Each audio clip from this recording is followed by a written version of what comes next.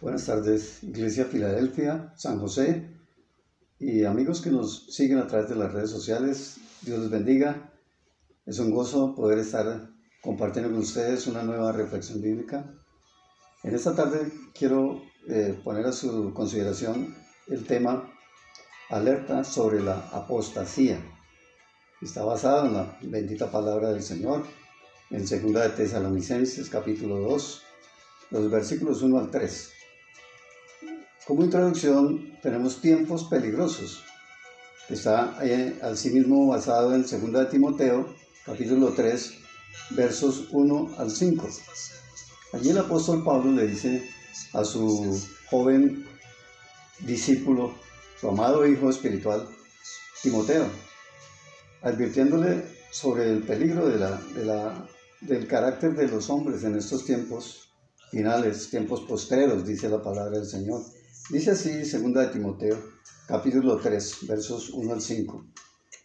También debes saber esto, que en los postreros días vendrán tiempos peligrosos, porque habrá hombres amadores de sí mismos, avaros, vanagloriosos, soberbios, blasfemos, desobedientes a los padres, ingratos, impíos, sin afecto natural, implacables, calumniadores, intemperantes, crueles, aborrecedores de lo bueno, traidores, impetuosos, infatuados, amadores de los deleites más que de Dios, que tendrán apariencia de piedad, pero negarán la eficacia de ella.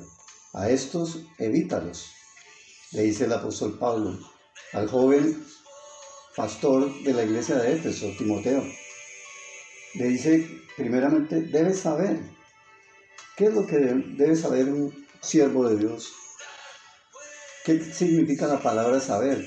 Significa conocer, percibir, advertir, no ignorar. ¿Y qué es lo que debe saber? Que en estos postreros días, estos tiempos finales que estamos viviendo, vendrán tiempos peligrosos. Y eso es lo que estamos viviendo. Realmente la maldad día a día se percibe en nuestra sociedad, en nuestro mundo. Pero, ¿qué está viviendo la iglesia de Cristo? ¿Un avivamiento o una apostasía? Las encuestas que demuestran un aparente avivamiento de la iglesia, como lo nombran muchos aparentes siervos de Dios, maestros o apóstoles, entre comillas, pero que en realidad son falsos maestros y falsos apóstoles.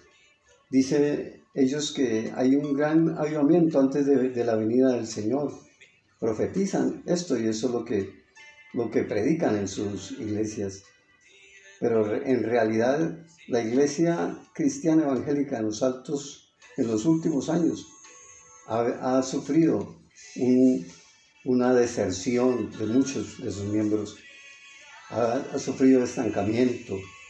Y estas cifras entonces que presentan algunos hombres son cifras infladas verdaderamente. ¿Qué significa apostasía? Significa abandonar el camino, la carrera que estamos viviendo en la vida cristiana.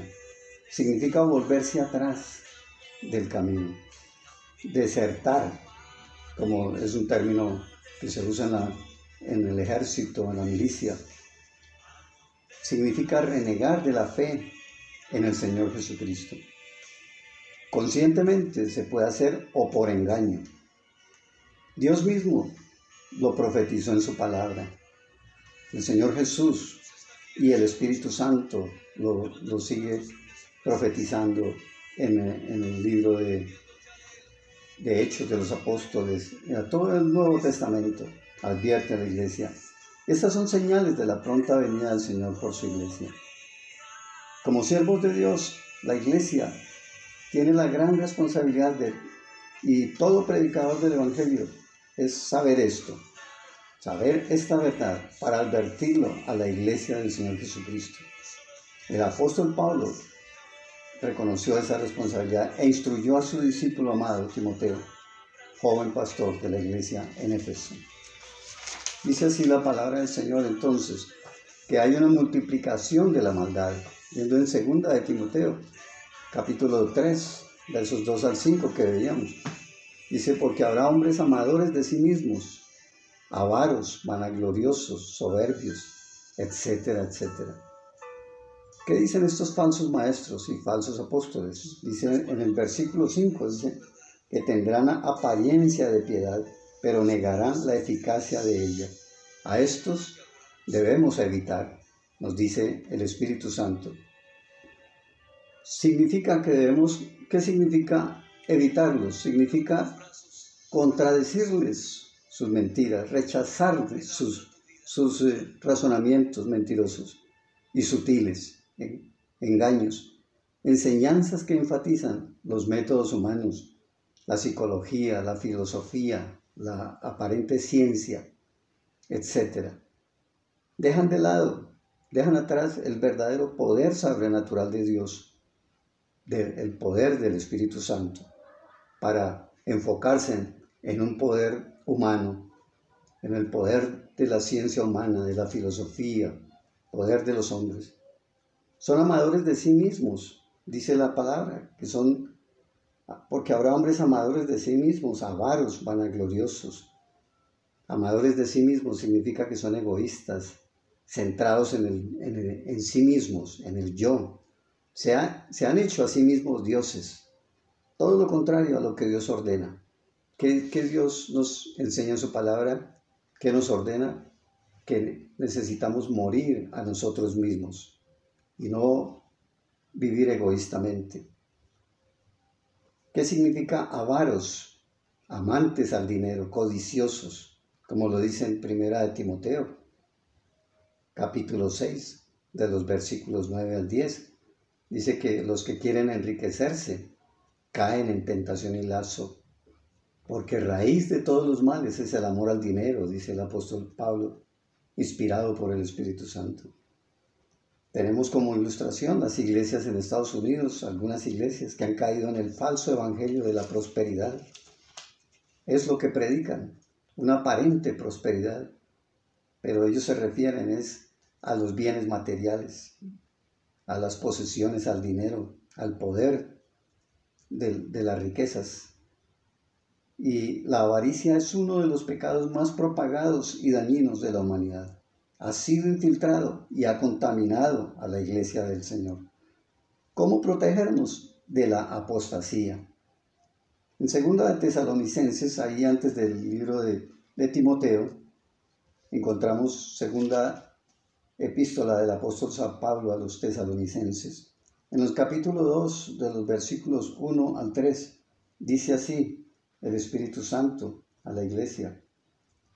Dice, no os dejéis mover fácilmente de vuestro modo de pensar, ni os conturbéis ni por espíritu, ni por palabra, ni por carta, como si fuera nuestra, en el sentido de que el día del Señor está cerca. Nadie os engañe en ninguna manera, porque no vendrá sin que antes venga la apostasía y se manifieste el hombre de pecado, el hijo de perdición, es decir, el anticristo. Esa es la señal que tenemos entonces, que vendrá antes de la venida del Señor la apostasía. No vendrá un gran avivamiento como lo predican los falsos apóstoles y falsos maestros, con el fin de respaldar su ambición, sus razonamientos para engañar a la iglesia, para engañar a los ingenuos. Dice así, advertencia contra el falso evangelio de la prosperidad.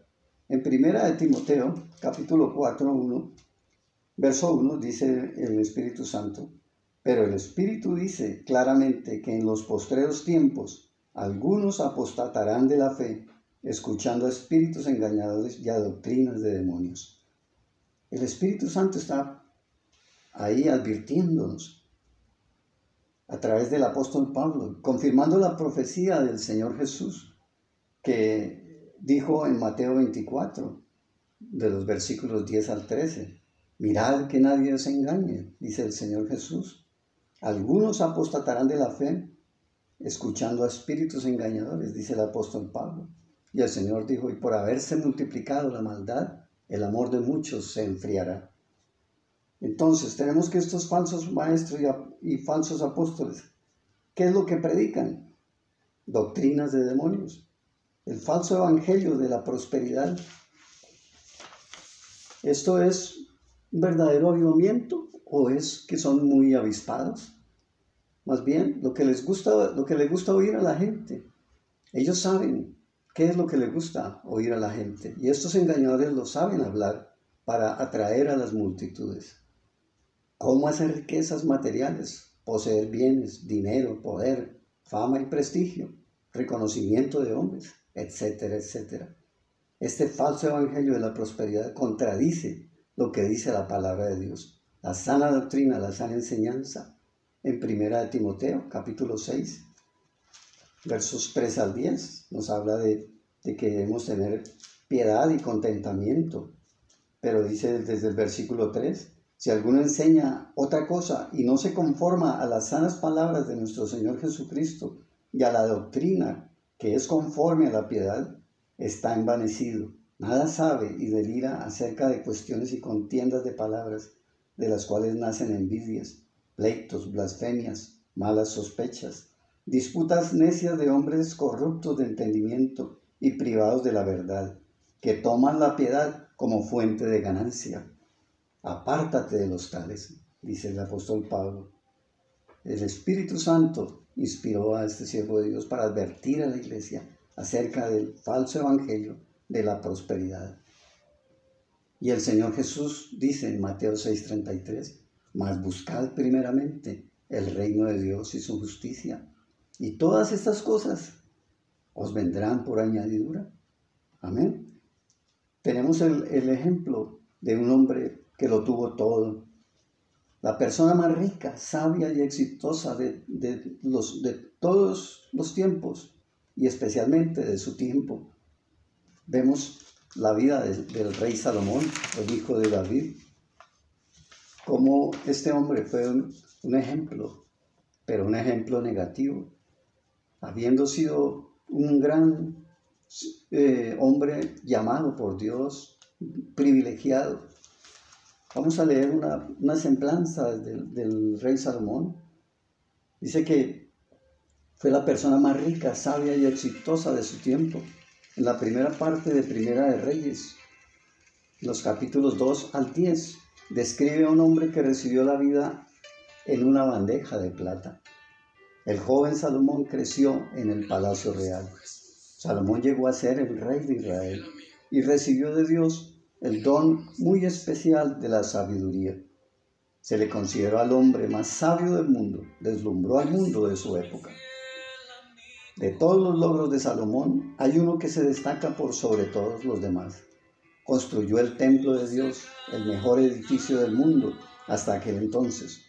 Casi 200,000 hombres trabajaron durante 7 años hasta terminarlo.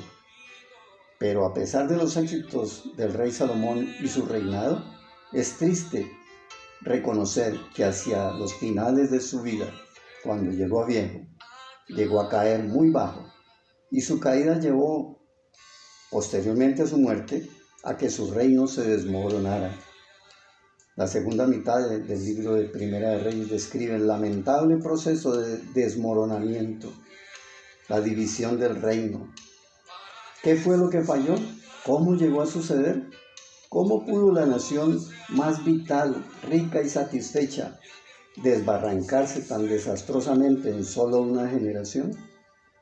Según lo narra Primera de Reyes, Salomón fue incapaz de controlar sus propios excesos. Criado en el palacio real, amaba el lujo, locuras costosas, como su propio palacio real, que duplicó en tamaño al templo de Dios.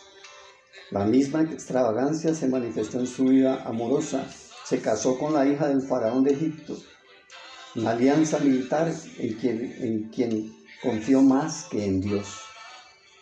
Luego, desobedeciendo órdenes expresas de Dios, se casó con mujeres princesas extranjeras, las princesas de Moab, de Amón, Edom, Sidón y Eteas, y otras. En total 700 esposas y 300 concubinas. Para complacer a sus mujeres, Salomón dio un paso definitivo y terrible. Construyó altares para todos sus dioses, los dioses de estas naciones paganas, una abominación a los ojos de Dios. El hombre que había edificado el más grande monumento de Israel, el templo de Dios, había caído en la idolatría, en la adoración de Dios. Antes el pueblo de Israel había considerado a Dios como su máximo líder, pero ahora puso su mirada no en el Dios de los cielos, sino en el rey Salomón.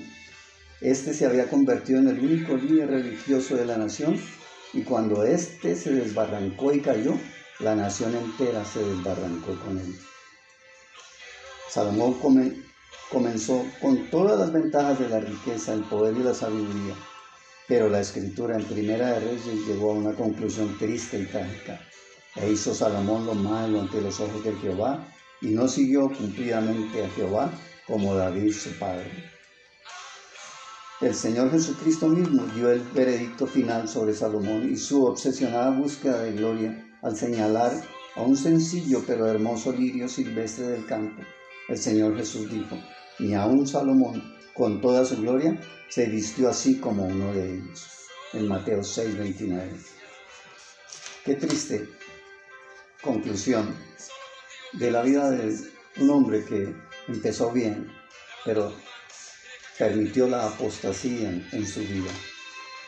Tenemos entonces como conclusión que verdaderamente la vida cristiana se compone de verdaderas advertencias. Verdaderamente necesitamos concluir que el verdadero avivamiento, según la Biblia, sucede en el corazón de cada persona que reconoce su pobreza espiritual. Mateo 5:3, y viene precedido de la palabra de Dios, que causa un verdadero arrepentimiento y temor de Dios, y nos transforma la vida de los que lo buscamos y recibimos con fe en la obra redentora de nuestro Señor Jesucristo. Dios tenga misericordia de nosotros y de su iglesia, y nos ayude a permanecer en sus caminos, y podamos ser instrumentos de bendición para que otros vengan al camino, al evangelio verdadero del Señor Jesucristo. Dios los bendiga, Dios los guarde, y nos veremos en una próxima reflexión bíblica.